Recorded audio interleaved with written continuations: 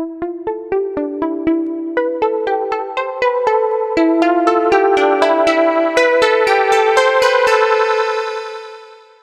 friends, welcome back to Tasty Kitchen World. ഇന്ന് നമ്മൾ prepare ചെയ്യാൻ പോകുന്നത് നോമ്പുതുറ സ്പെഷ്യൽ റെസിപ്പിയാണ്. നോമ്പുതുറക്കും ഈവനിങ് സ്നാക്കൊക്കെ ആയിട്ട് വളരെ പെട്ടെന്ന് ഉണ്ടാക്കിയെടുക്കാൻ പറ്റുന്ന റെസിപ്പിയാണ്. വളരെ കുറച്ച് ഇൻഗ്രീഡിയൻസ് വെച്ചിട്ട് ഉണ്ടാക്കിയെടുക്കാൻ പറ്റുന്ന റെസിപ്പിയാണ് നമ്മളിന്ന് പ്രിപ്പയർ ചെയ്യാൻ പോകുന്നത്. ബ്രെഡ് ഹാഫ് മൂൺ റെസിപ്പിയാണ്. അപ്പോൾ നമുക്ക് എങ്ങനെയാണ് ഇത് ഉണ്ടാക്കിയെടുക്കുന്നത് നോക്കാം. നിങ്ങൾ ആദ്യമായിട്ടാണ് എൻ്റെ വീഡിയോ കാണുന്നതെങ്കിൽ ഈ റെഡ് സബ്സ്ക്രൈബ് ബട്ടൺ ഒന്ന് പ്രസ് ചെയ്യുക. തൊട്ടടുത്തുള്ള ബെൽ ബട്ടൺ പ്രസ് ചെയ്തതിന് ശേഷം ഓൾ എന്ന് ക്ലിക്ക് ചെയ്ത് കഴിഞ്ഞാൽ ഞാൻ അപ്ലോഡ് ചെയ്യുന്ന വീഡിയോസൊക്കെ നിങ്ങൾക്ക് നോട്ടിഫിക്കേഷൻ ആയിട്ട് ലഭിക്കും. അപ്പോൾ നമുക്ക് എങ്ങനെയാണ് ബ്രെഡ് ഹാഫ് മൂൺ ഉണ്ടാക്കുന്നത് നോക്കാം. അപ്പോൾ അതിന് വേണ്ടിയിട്ട് ഞാൻ ആദ്യം എടുത്തിട്ടുള്ളത് രണ്ട് ചെറിയ ഉരുളക്കിഴങ്ങും എടുത്തിട്ടുണ്ട്, ഒരു വലിയ ഉരുളക്കിഴങ്ങും എടുത്തിട്ടുണ്ട്. അപ്പോൾ നമുക്കിതിൻ്റെ നടുഭാഗം ഒന്ന് മുറിച്ചു കൊടുത്തതിന് ശേഷം ഇത് നന്നായിട്ടൊന്ന് വേവിച്ചെടുക്കണം. അപ്പോൾ ഞാൻ കുക്കറിൽ വെച്ചിട്ടാണ് വേവിച്ചെടുക്കുന്നത്. അപ്പോൾ ഏകദേശം ഒരു 2 വിസിലടിക്കേണ്ടി വരും. അപ്പോൾ ഇത് നന്നായിട്ട് കഴുകിയിട്ടുണ്ട് കേട്ടോ, തൊലി കളഞ്ഞിട്ടില്ല. വേവിച്ച് കഴിഞ്ഞാൽ തൊലി പെട്ടെന്ന് കളഞ്ഞെടുക്കാൻ പറ്റും. അപ്പോൾ നടുഭാഗം ജസ്റ്റ് ഒന്ന് മുറിച്ചു കൊടുക്കുക.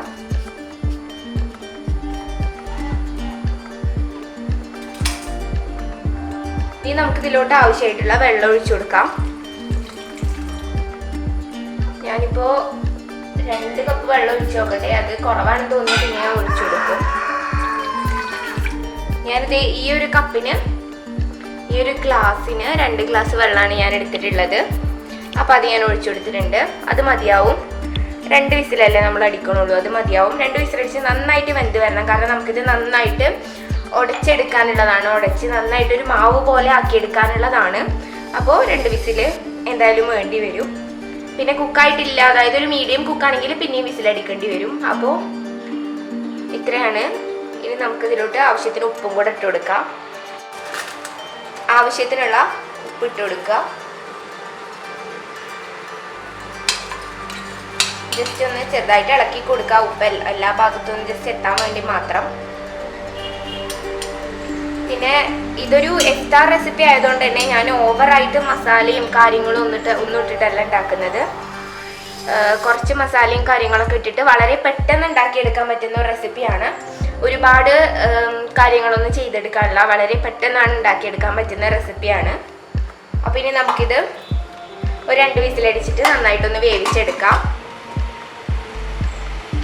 അപ്പോൾ ഉരുളക്കിഴങ്ങ് കുക്കായി വരുന്ന സമയം കൊണ്ട് നമുക്ക് വേറെ കുറച്ച് സംഭവങ്ങളും കൂടി റെഡിയാക്കാനുണ്ട്. അപ്പോൾ ഞാൻ പറഞ്ഞ പോലെ വലിയ പ്രോസസ്സും കാര്യങ്ങളൊന്നുമില്ല. ഞാനിവിടെ കുറച്ച് ബീഫ് എടുത്തിട്ടുണ്ട്. ഇത് ബീഫ് വേവിച്ച് വെച്ചത് കുറച്ച് ബാക്കി വന്ന ബീഫാണ്. അല്ലാന്നുണ്ടെങ്കിൽ നിങ്ങൾ കുറച്ച് മസാലപ്പൊടികളും ഉപ്പൊക്കെ ഇട്ടിട്ട് ഒന്ന് വേവിച്ചെടുത്താൽ മതി. ബാക്കിയുള്ള ബീഫാണ് ഉണ്ടെന്നുണ്ടെങ്കിൽ അതായാലും മതി.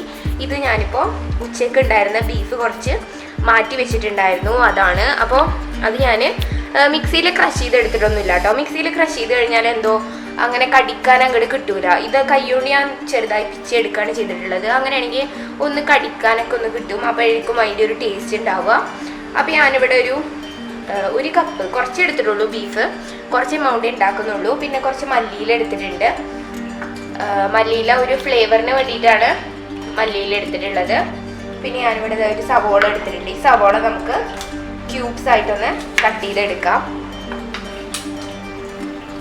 ഇതിൻ്റെ ഫില്ലിങ് ചിക്കൻ വെച്ചിട്ടും വേണമെങ്കിൽ ചെയ്യാം. ചിക്കൻ വെച്ചിട്ട് ചെയ്യുകയാണെങ്കിലും ഇതുപോലെ തന്നെ, മാറ്റമൊന്നുമില്ല. ചിക്കൻ ജസ്റ്റ് കുരുമുളക് പൊടിയും ഉപ്പും ഇട്ടിട്ട് ജസ്റ്റ് ഒന്ന് വേവിച്ചെടുത്താൽ മതിയാവും. എന്നിട്ട് അത് മിക്സിയിൽ ക്രഷ് ചെയ്യുക, അല്ലെങ്കിൽ കൈ വെച്ച് ഇങ്ങനെ പിച്ചെടുത്താലും മതിയാവും. ഇതേ പ്രോസസ്സ് തന്നെ ഉള്ളൂ ചെയ്യാനുള്ളത്. പിന്നെ ഞാനിവിടെ ഓവർ മസാലകളൊന്നും ഇടുന്നില്ല. കുരുമുളക് പൊടി ഉപ്പ് മാത്രം തന്നെയുള്ളൂ ഇടുന്നത്. അപ്പോൾ ഇനി നമുക്ക് ഈ 3 ഇൻഗ്രീഡിയൻറ്റും കൂടെ നന്നായിട്ടൊന്ന് വാട്ടിയെടുക്കാം. അപ്പോൾ ഇതേ നമ്മൾ സവോളയൊക്കെ ഒന്ന് വഴറ്റിയെടുക്കാനായിട്ട് ഇവിടെ ഒരു പാൻ വെച്ചിട്ടുണ്ട്. അത് ചൂടായി വന്ന സമയത്ത് നമ്മൾ അതിലോട്ട് ഓയിൽ ഒഴിച്ചു കൊടുത്തു. ഞാനിവിടെ വെളിച്ചെണ്ണയാണ് ഒഴിച്ചു കൊടുത്തിട്ടുള്ളത്. ഇനി നമുക്ക് ക്യൂബ്സ് ആയിട്ട് കട്ട് ചെയ്ത് വെച്ചിട്ടുള്ള ഈ സവോള ഇതിലോട്ട് ആഡ് ചെയ്ത് കൊടുക്കാം.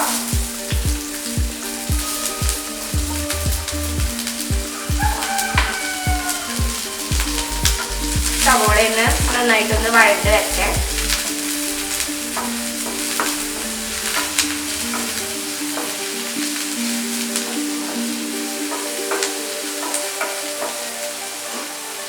പെട്ടെന്ന് വഴണ്ട് വരാനായിട്ട് നമുക്ക് ഇതിലോട്ട് കുറച്ച് ഉപ്പ് ആഡ് ചെയ്ത് കൊടുക്കാം. ഉപ്പ് ആഡ് ചെയ്യുന്ന സമയത്ത് ശ്രദ്ധിക്കുക, കാരണം നമ്മൾ നേരത്തെ പൊട്ടറ്റോ വേവിച്ച് എടുക്കാൻ വേണ്ടി വെച്ച സമയത്ത് ഉപ്പ് ആഡ് ചെയ്തിട്ടുണ്ടായിരുന്നു.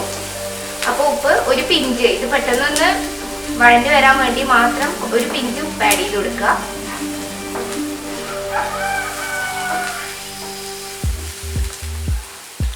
അപ്പോൾ ഇതേ സവോള ഇപ്പോൾ ഏകദേശം ഇതേ വാടി തുടങ്ങിയിട്ടുണ്ട്.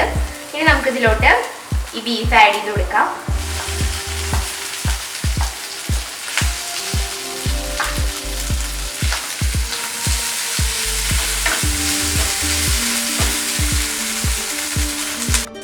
ബീഫ് നേരത്തെ വേവിച്ച് വെച്ചുകൊണ്ട് തന്നെ ബീഫിലും നമ്മൾ ഉപ്പ് ആഡ് ചെയ്തിട്ടുണ്ടായിരുന്നു. അപ്പോൾ ഇനി ഒരുപാട് ഉപ്പൊന്നും ഇതിലോട്ട് ആഡ് ചെയ്യേണ്ട ആവശ്യമില്ല. അപ്പം ജസ്റ്റ് ഒന്ന് ഡ്രൈ ആയി തുടങ്ങിയിട്ടുണ്ട്. നമുക്കിനി ഇതിലോട്ട് കുറച്ച് കുരുമുളക് പൊടി കൂടെ ആഡ് ചെയ്ത് കൊടുക്കാം. അവസാനമായിട്ട് നമുക്ക് ഇതിലോട്ട് കുറച്ച് മല്ലിയിലയും കൂടെ ആഡ് ചെയ്തതിന് ശേഷം ഫ്ലെയിം ഓഫ് ചെയ്യാം.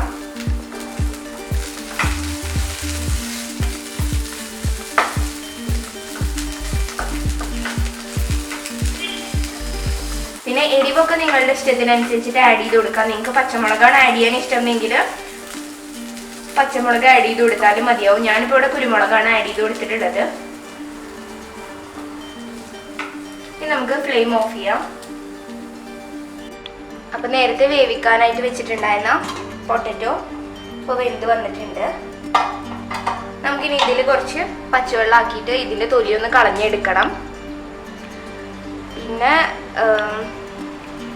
കുറച്ച് എമൗണ്ട് മതിയാവുന്ന തോന്നുന്നത്. ഞാൻ കുറവായിരിക്കും എന്ന് വിചാരിച്ചിട്ട് 3 പൊട്ടറ്റോ എടുത്തു. ഒരുപാട് പൊട്ടറ്റോ എടുത്തു കഴിഞ്ഞാൽ ടേസ്റ്റ് അത്ര ചെയ്യൂല. അപ്പോൾ നമ്മൾ ബീഫിനനുസരിച്ചിട്ട് നമുക്ക് പൊട്ടറ്റോ ആവശ്യമുള്ളത് എടുക്കാം. അപ്പോൾ ഇത് വേവിച്ചെടുത്തുകൊണ്ട് തൊലി കളയാൻ തന്നെ ഭയങ്കര ഈസിയാണ്. വളരെ പെട്ടെന്ന് തൊലി പോരുന്നുണ്ട്. അപ്പോൾ നമുക്ക് ആവശ്യത്തിനുള്ള പൊട്ടറ്റോ എടുക്കാം.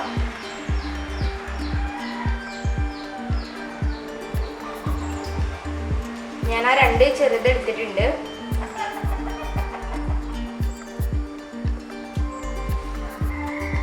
അപ്പൊ അടുത്തതായിട്ട് ചെയ്യേണ്ടത് എന്താണെന്ന് വെച്ച് കഴിഞ്ഞാൽ ഇത് നന്നായിട്ട് നമ്മളൊന്ന് ഉടച്ചെടുക്കണം. അപ്പൊ അത് ഉടച്ചെടുക്കുന്നത് ഈ ഇങ്ങനെ ഒരു സ്റ്റീൽ ഗ്ലാസിന്റെ പിൻഭാഗം കൊണ്ടോ അല്ലെങ്കിൽ സ്പൂൺ വെച്ചിട്ടോ ഫോർക്ക് വെച്ചിട്ടോ എന്തായാലും കുഴപ്പമില്ല. നന്നായിട്ടൊന്ന് ഉടച്ചെടുത്താൽ മതിയാവും. നന്നായിട്ട് വെന്തിട്ടുണ്ട് കേട്ടോ. 2 വിസിലാണ് ഞാനിവിടെ കുക്കറിൽ അടിച്ചിട്ടുള്ളത്. അപ്പോൾ ഓരോരുത്തരുടെ എന്താ പറയുക പാത്രത്തിൻ്റെ അടിൻ്റെ കട്ടിക്കനുസരിച്ചിട്ടും ഫ്ലെയിമിനനുസരിച്ചിട്ടും ഒക്കെ മാറ്റം വരും. പിന്നെ ഒരുപാട് പൊട്ടറ്റോ എടുത്തിട്ട് കുറച്ച് ബീഫും കുറച്ച് സവോളയൊക്കെ എടുത്തു കഴിഞ്ഞാൽ അത്ര ടേസ്റ്റ് ഉണ്ടാവില്ല. എല്ലാം ഈക്വൽ ക്വാണ്ടിറ്റി ആയിട്ട് എടുക്കാനായിട്ട് ശ്രദ്ധിക്കുക. നമുക്ക് ഞാൻ നേരത്തെ ഉണ്ടാക്കി വെച്ചിട്ടുള്ള മസാല ചൂടാറിയിട്ടുണ്ടോ നോക്കാം. ചൂടാറിയിട്ടുണ്ടെങ്കിൽ നമുക്ക് ഇതും അതും കൂടെ നന്നായിട്ടൊന്ന് മിക്സ് ചെയ്തെടുക്കാം. ഇനി നമുക്ക് ഈ മസാല നമ്മൾ നേരത്തെ ഉണ്ടാക്കി വെച്ചിട്ടുള്ള മസാലയും കൂടെ ഇതിലോട്ട് ആഡ് ചെയ്തിട്ട് നന്നായിട്ട് കൈവച്ചിട്ട് നന്നായിട്ടൊന്ന് കുഴച്ചെടുക്കുകയാണ് വേണ്ടത്. ഞാൻ പൊട്ടറ്റോയിലൊക്കെ ഉപ്പ് നോക്കിയ സമയത്ത് ഉപ്പൊക്കെ ഉണ്ട്, ബീഫിലും ഉപ്പുണ്ട്. അപ്പോൾ ഇനി ഉപ്പിൻ്റെ ആവശ്യമൊന്നുമില്ല. നിങ്ങൾക്ക് ഇനി ഉപ്പ് ആവശ്യമുണ്ട് എന്നുണ്ടെങ്കിൽ ഈ മസാലയിലോട്ട് ഉപ്പ് ഇട്ടിട്ട് ജസ്റ്റ് ഒന്ന് മിക്സ് ചെയ്തെടുത്താൽ മതി. പൊട്ടറ്റോയിലോട്ട് ഉപ്പ് ഇടരുത്. ഉപ്പിട്ടിട്ട് മിക്സ് ചെയ്ത് കഴിഞ്ഞാൽ അത് എല്ലായിടത്തും എത്തൂല. ആദ്യം മസാലയിലോട്ട് ഉപ്പ് ഇട്ടിട്ട് നന്നായിട്ടൊന്ന് മിക്സ് ചെയ്യുക. അതിനുശേഷം മസാല പൊട്ടറ്റോയിലോട്ട് ആഡ് ചെയ്തിട്ട് കുഴച്ചെടുത്താൽ മതി. അപ്പോൾ ഇനി നമുക്ക് ഇത് നന്നായിട്ട് കൈവച്ചൊന്ന് കുഴച്ചെടുക്കണം. ഞാനിപ്പോൾ ഇവിടെ 7 സ്ലൈസ് ബ്രെഡാണ് എടുത്തിട്ടുള്ളത്. അപ്പോൾ ഇനി നമുക്ക് ആവശ്യമുണ്ട് എന്നുണ്ടെങ്കിൽ ഫില്ലിങ് ബാക്കി ഉണ്ട് എന്നുണ്ടെങ്കിൽ ഇനി എടുക്കാം. അപ്പോൾ ഇനി ഇത് റൗണ്ടിൽ കട്ട് ചെയ്തെടുക്കുകയാണ് വേണ്ടത്. അപ്പോൾ ഇതിന് പാകമായിട്ടുള്ള ഏതെങ്കിലും ഒരു ചെറിയ പാത്രമോ അങ്ങനെ എന്തെങ്കിലും എടുത്തിട്ട് നമുക്കിത് റൗണ്ടിലൊന്ന് കട്ട് ചെയ്തെടുക്കണം. അപ്പോൾ ഇത് ഫില്ല് ചെയ്യുമ്പോൾ പൊടിഞ്ഞു പോവാതിരിക്കാൻ നമുക്കത് ആദ്യം നന്നായിട്ടൊന്ന് പരത്തി കൊടുക്കാം. നന്നായിട്ട് നമ്മൾ ചപ്പാത്തിയൊക്കെ പരത്തുന്ന പോലെ നന്നായിട്ട് ഇതിൻ്റെ മോൾ ഭാഗം ഒന്ന് നന്നായിട്ട് പരത്തി കൊടുക്കുക. അങ്ങനെയാണെങ്കിൽ നമ്മൾ ഫില്ല് ചെയ്യുന്ന സമയത്ത് പൊടിഞ്ഞു പോകുന്നില്ല. അല്ലാന്നുണ്ടെങ്കിൽ നമ്മൾ ആവി പാത്രത്തിൽ വെച്ചിട്ട് ജസ്റ്റ് ഒന്ന് ആവി കൊള്ളിച്ചാലും മതിയാവും. ഇനി നമുക്കിത് റൗണ്ടായിട്ട് കട്ട് ചെയ്തെടുക്കാം.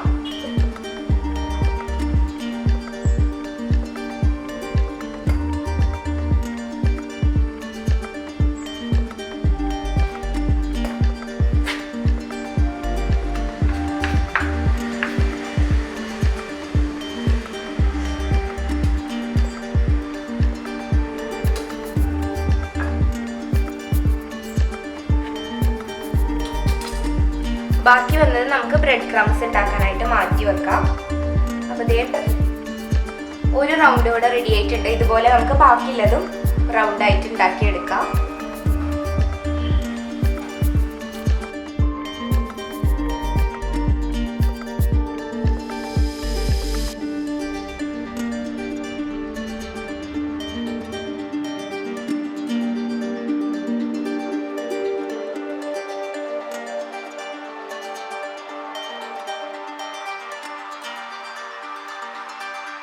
ബാക്കിയുള്ള ബ്രെഡിന്റെ പീസസ് ഒക്കെ ഒരു മിക്സിയുടെ ജാറിലോട്ട് ഇട്ട് കൊടുക്കാം. എന്നിട്ട് നമുക്കതൊരു ബ്രെഡ് ക്രംസ് ആക്കിയിട്ട് നമ്മൾ പൊരിച്ചെടുക്കുന്ന സമയത്ത് നമുക്ക് ബ്രെഡ് ക്രംസ് ആവശ്യമുണ്ട്. അപ്പോൾ നമുക്ക് ബ്രെഡ് ക്രംസ് റെഡിയാക്കി എടുക്കാം. അപ്പോൾ നമുക്കിനി ഫില്ലിങ് റെഡിയാക്കാനായിട്ട് തുടങ്ങാം. അപ്പോൾ അതിന് വേണ്ടിയിട്ട് ഞാനിത് ഇവിടെ ഒരു പാത്രത്തിൽ വെള്ളം എടുത്തിട്ടുണ്ട്. നിങ്ങൾക്ക് ബ്രെഡ് ഇനിയിപ്പോൾ ഒട്ടിപ്പിടിക്കൂലേന്ന് തോന്നിക്കഴിഞ്ഞാൽ ജസ്റ്റ് വെള്ളത്തിലൊന്ന് ഡിപ്പ് ചെയ്യുക. എന്നിട്ട് ആ വെള്ളം അതുപോലെ തന്നെ നന്നായിട്ട് പിഴിഞ്ഞ് കളയുക.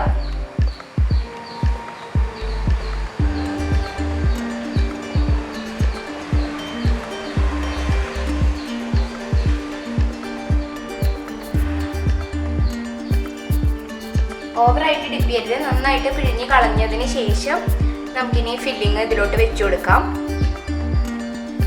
നമ്മൾ ഹാഫ് മൂണിന്റെ ഷേപ്പിലാണല്ലോ ഉണ്ടാക്കുന്നത്. അപ്പോൾ ഈ ഒരു സൈഡ് നമുക്ക് ഇങ്ങനെ മടക്കി കൊടുക്കാം.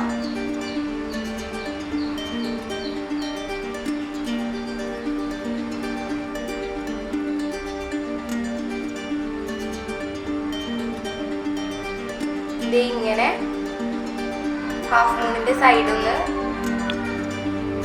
നന്നായിട്ട് അറ്റൊക്കെ നന്നായിട്ട് പ്രസ് ചെയ്തതിന് ശേഷം ഇങ്ങനെ മടക്കി കൊടുക്കാം.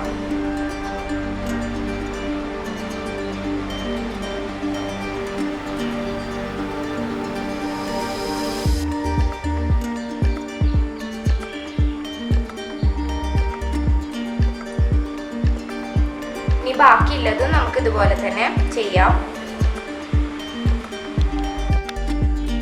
നിങ്ങൾക്ക് വെള്ളത്തിൽ ഡിപ്പ് ചെയ്തിട്ട് പെർഫെക്റ്റ് ആവുന്നില്ല എന്ന് തോന്നിക്കഴിഞ്ഞാൽ ജസ്റ്റ് അതിൻ്റെ എന്താ പറയുക ഒട്ടിപ്പിടിക്കാനുള്ള ഭാഗം മാത്രം ഒന്ന് വെള്ളത്തിൽ മാത്രം ഡിപ്പ് ചെയ്ത് കൊടുക്കുക. അല്ലാന്നുണ്ടെങ്കിൽ അറ്റഭാഗം ഇതിൻ്റെ അറ്റം മാത്രം മൈദ വെച്ചിട്ട് ഒട്ടിച്ചു കൊടുത്താലും മതി.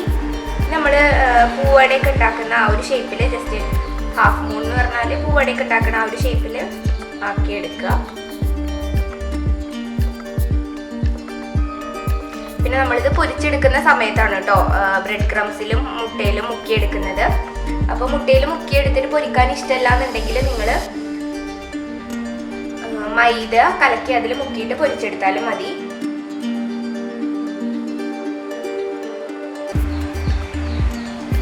നമ്മുടെ പൊരിച്ചെടുക്കാനുള്ളത് ഇവിടെ റെഡി ആയിട്ടുണ്ട്. മൊത്തം 7 ബ്രെഡ് ഹാഫ് മൂണാണ് ഇവിടെ റെഡി ആയിട്ടുള്ളത്. അപ്പം ഇനി നമുക്കിത് ബ്രെഡ് ക്രംസിലും മുട്ടയിലും കൂടെ ഡിപ്പ് ചെയ്തിട്ട് ഫ്രൈ ചെയ്തെടുക്കാം. അപ്പം ഞാനിത് ആദ്യം തന്നെ ഡിപ്പ് ചെയ്യാതിരുന്നത് അപ്പോൾ നമ്മൾ അപ്പം തന്നെ ഡിപ്പ് ചെയ്ത് ഇങ്ങനെ വെച്ച് കഴിഞ്ഞാൽ ഒരു ക്രിസ്പിനെസ് കിട്ടൂല. അപ്പം നമ്മൾ പൊരിക്കാനുള്ള ആ സമയമാകുമ്പോൾ എടുക്കുക, ജസ്റ്റ് ഡിപ്പ് ചെയ്യുക, അത് കഴിഞ്ഞിട്ട് എണ്ണയിലോട്ട് തന്നെ ഒഴിക്കുക. അങ്ങനെയാണെങ്കിൽ ഒന്നുകൂടി നല്ല ടേസ്റ്റ് ഉണ്ടാവും. അപ്പം അതിന് വേണ്ടിയിട്ടാണ് നേരത്തെ തന്നെ ഞാൻ ഡിപ്പ് ചെയ്ത് വെക്കാതിരുന്നത്. അപ്പോൾ ഇതേ നമ്മുടെ ബ്രെഡ് ക്രംസ് ഇവിടെ റെഡി ആയിട്ടുണ്ട്. ഇനി നമുക്ക് ഫ്രൈ ചെയ്യാനായിട്ട് തുടങ്ങാം. ഞാനിവിടെ 2 മുട്ട എടുത്തിട്ടുണ്ട് ഡിപ്പ് ചെയ്യാനായിട്ട്. ഫ്രൈ ചെയ്യാനായിട്ട് ഞാനിത് അടി കട്ടിയുള്ള ഒരു ചട്ടി വെച്ചിട്ടുണ്ട്. അത് നന്നായി ചൂടായി വരട്ടെ. നമുക്ക് അതിലോട്ട് ഓയിൽ ഒഴിച്ചു കൊടുക്കാം. നമുക്ക് ആദ്യം ഇതെല്ലാം ജസ്റ്റ് ആദ്യം ഒന്ന് വെറുതെ ക്രംസിൽ മുക്കിയെടുത്തിട്ട് വെക്കാം. അതിനുശേഷം പിന്നെ മുട്ടയിൽ മുക്കിയിട്ട് പിന്നെയും ക്രംസിൽ ഒന്നും കൂടെ മുക്കിയെടുക്കണം. ഇതിന്റെ പുറം ഭാഗം നന്നായിട്ട് നനഞ്ഞതാണല്ലോ, അതുകൊണ്ട് ക്രംസ് ഒക്കെ പെട്ടെന്ന് ഒട്ടിപ്പിടിക്കും. പിന്നെ നമ്മൾ ബ്രെഡ് വെള്ളത്തിൽ മുക്കുന്ന സമയത്ത് ഒരുപാട് മുക്കിയെടുക്കണ്ട, രണ്ട് ഭാഗവും ചെറുതായിട്ടൊന്ന് മുക്കിയെടുക്കുക. എന്നാൽ തന്നെ അതിന് നന്നായിട്ട് വെള്ളം പിടിച്ചിട്ടുണ്ടാവും. എന്നിട്ട് ആ വെള്ളം നന്നായിട്ട് അമർത്തി പിഴിഞ്ഞ് കളഞ്ഞു കൊടുക്കുക. അപ്പോൾ നിങ്ങൾക്ക് അങ്ങനെ ചെയ്യുന്ന സമയത്ത് ശരിയായില്ല എന്നുണ്ടെങ്കിൽ നിങ്ങൾ മൈദയിൽ ചെയ്താൽ മതി. മൈദയിൽ ഡിപ്പ് ചെയ്ത് അങ്ങനെ ഫ്രൈ ചെയ്തെടുത്താൽ മതി. അങ്ങനെ ചെയ്താലും നല്ല ടേസ്റ്റ് തന്നെയാണ് കഴിക്കാനായിട്ട്.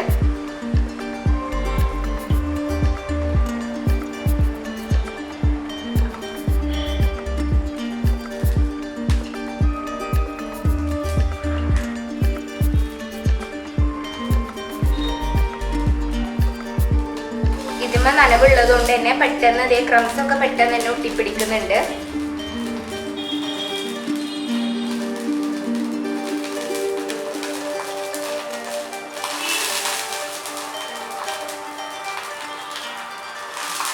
എല്ലാതും ഡിപ്പ് ചെയ്തെടുത്തിട്ടുണ്ട്. ഇനി നമുക്ക് ഓയിൽ ഒഴിച്ചു കൊടുക്കാം. ചട്ടി ചൂടായി വന്നിട്ടുണ്ട്.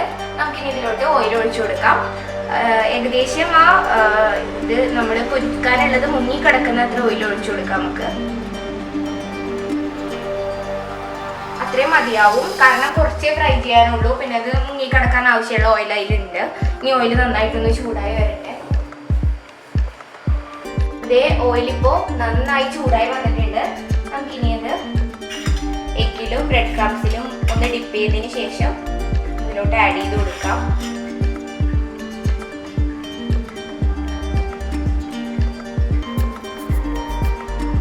എല്ലാ ഭാഗത്തും ബ്രെഡ് ക്രംസ് ഒക്കെ നന്നായിട്ട് ആക്കി കൊടുക്കാം.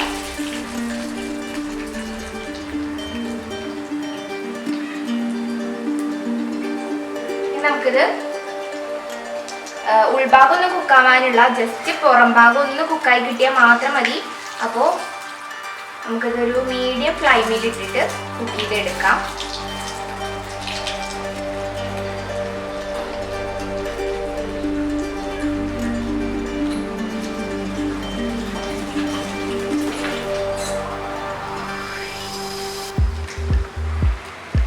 ഞാനിത് ഇതിലോട്ട് ഇട്ട സമയത്ത് ഇതിൻ്റെ അറ്റം ഭാഗം ഒന്ന് ചെറുതായിട്ടൊന്ന് ഷേപ്പ് മാറിയിട്ടുണ്ട്. അപ്പോൾ ഇടുന്ന സമയത്തും ജസ്റ്റ് ഒന്ന് ശ്രദ്ധിക്കുക.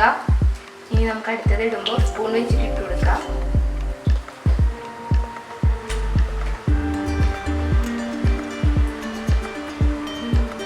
നല്ല ലോ ഫ്ലെയിം ആക്കി കഴിഞ്ഞാൽ ആ ഫ്ലെയിം തീ കുറഞ്ഞതിൻ്റെ അനുസരിച്ചിട്ട് എണ്ണ ഉള്ളിലേക്ക് കയറും. അപ്പോൾ ഒരു മീഡിയം ഫ്ലെയിമിൽ ഇട്ടിട്ട് ജസ്റ്റ് ഒന്ന് ഫ്രൈ ചെയ്തെടുക്കുക. പിന്നെ നമ്മൾ എന്താ പറയുക, ഇതിൽ ഉൾഭാഗം ഒന്നും കുക്കാവാനില്ലല്ലോ. പുറം ഭാഗത്തെ ഈ ഒരു എഗ്ഗും പിന്നെ ഈ ക്രംസും ഒന്ന് ക്രിസ്പി ആയാൽ മാത്രം മതി. അപ്പോൾ കുറച്ച് നേരം ഒന്ന് ഇട്ടതിന് ശേഷം നമുക്കിത് കോരിയെടുക്കാം. ഓവറായിട്ട് കളർ മാറണ്ട.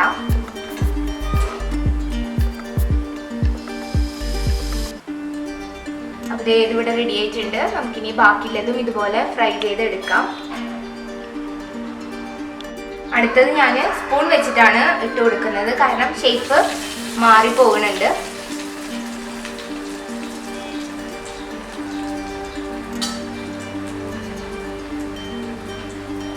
ഞാൻ നേരത്തെ പറഞ്ഞ പോലെ തന്നെ ഫ്ലെയിം നന്നായിട്ട് ശ്രദ്ധിക്കുക.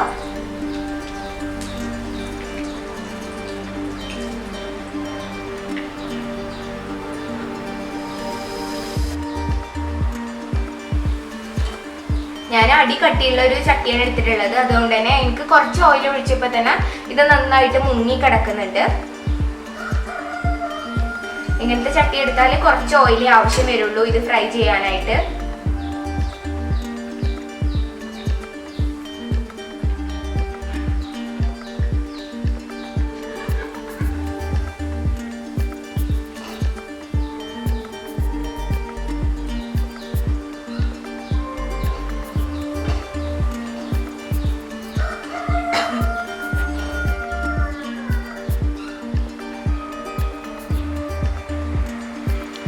രണ്ടാമത്തേത് ഇവിടെ റെഡി ആയിട്ടുണ്ട്. നമുക്കിനി ബാക്കിയുള്ളതും ഇതുപോലെ ഫ്രൈ ചെയ്തെടുക്കാം. ഓവറായിട്ട് കളർ മാറാനൊന്നും നിൽക്കണ്ട. ചെറുതായിട്ട് ഒരു ബ്രൗൺ കളർ വന്ന് തുടങ്ങുമ്പോൾ തന്നെ കോരിയെടുക്കുക. അപ്പോൾ നമ്മുടെ ഹാഫ് മൂൺ ഇവിടെ റെഡി ആയിട്ടുണ്ട്. മുഴുവനായിട്ടും ഞാൻ പൊരിച്ചെടുത്തിട്ടുണ്ട്. ഇത് നമ്മൾ പറഞ്ഞ പോലെ തന്നെ ഷേപ്പൊക്കെ കറക്റ്റ് ഹാഫ് മൂണിൻ്റെ ഷേപ്പായിട്ട് തന്നെ കിട്ടിയിട്ടുണ്ട്. അപ്പോൾ ഇത് വളരെ ഈസിയാണ് ഉണ്ടാക്കിയെടുക്കാനായിട്ട്. വളരെ പെട്ടെന്ന് ഉണ്ടാക്കിയെടുക്കാൻ പറ്റും. നിങ്ങൾക്ക് ബ്രെഡ് വെച്ചിട്ട് വെള്ളത്തിൽ മുക്കി അങ്ങനെ നനച്ചുണ്ടാക്കാൻ ബുദ്ധിമുട്ടാണെന്നുണ്ടെങ്കിൽ ബ്രെഡ് കൊണ്ട് പൊതിഞ്ഞതിന് ശേഷം മൈദയിൽ മുക്കിയെടുത്തിട്ട് ഉണ്ടാക്കിയെടുത്താലും മതി. അപ്പോൾ വളരെ ഈസിയാണ് ഉണ്ടാക്കിയെടുക്കാനായിട്ട്. എല്ലാവർക്കും ഈ റെസിപ്പി ഇഷ്ടമായിട്ടുണ്ടാവുമെന്ന് വിചാരിക്കുന്നു. ഈ നോമ്പിനും അതുപോലെ തന്നെ ഈവനിങ് സ്നാക്കും ആയിട്ട് ഉണ്ടാക്കിയെടുക്കാൻ പറ്റിയ റെസിപ്പിയാണ്. പിന്നെ ഒരുപാട് എരിവൊന്നും ഇല്ലാത്തതുകൊണ്ട് കുട്ടികൾക്കും മുതിർന്നവർക്കൊക്കെ ഒരുപോലെ കഴിക്കാൻ പറ്റിയ റെസിപ്പിയാണ്. അപ്പോൾ എല്ലാവർക്കും ഈ റെസിപ്പി ഇഷ്ടമായിട്ടുണ്ടാവുമെന്ന് വിചാരിക്കുന്നു. റെസിപ്പി ഇഷ്ടമായി കഴിഞ്ഞാൽ ലൈക്ക് ചെയ്യുക, ഷെയർ ചെയ്യുക, സബ്സ്ക്രൈബ് ചെയ്യുക. അതിൻ്റെ പ്രീവിയസ് വീഡിയോസൊക്കെ കാണുക. Thank you.